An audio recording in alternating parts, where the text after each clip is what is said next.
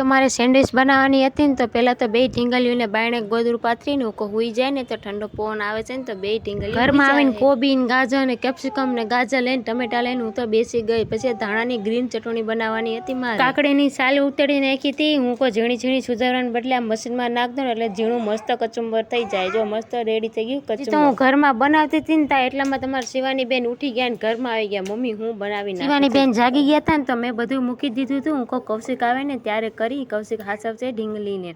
પછી તો બટેકાનો માવો ને એમાં ઝીણું કચુંબર સુધાર્યું હતું ને બધું એમાં નાખી દીધું। બધો મસાલો કૌશિક લાવવાના હતા મારે તો બે ઢીંગલીઓને મૂકીને જવાય જ નહીં। શેજવાન ચટણી માયો પેક્સ ચીલી પેક્સ ઓરેગાનો બધું ભેરવીને માવો કરી દીધો તૈયાર। એ મસાલો તૈયાર કર્યો કૌશિક તો જો આ બ્રેડમાં હે ને ગ્રીન ચટણી બનાવી હતી ને એ બ્રેડમાં ચોપડતા જતા હતા ને આ માવો પણ। અમારા મોટા બેન મોબાઈલ જોવે છે ને જે વાયડા બેન છે ને એને તો ઝૂલામાં બેસાડે નકર નીચે હોય ને તો બધું ધણત પણત કરી નાખે કે બધી સેન્ડવિચ ભરી દીધી ને મેં વળી સેન્ડવિચનું મશીન ચાલુ કરીને હું કહું આમાં બનાવતી જાઉં તો આપણે ગરમા ગરમ ખાતા જાઉં। સેન્ડવિચનું મશીન પણ ચાલુ થઈ ગયું છે। ચાલો બધા ગરમા ગરમ સેન્ડવિચ ખાવા। તમને આ વિડીયો કેવો લાગ્યો તો લાઈક શેર ને ફોલો કરવાનું ભૂલતા નહીં।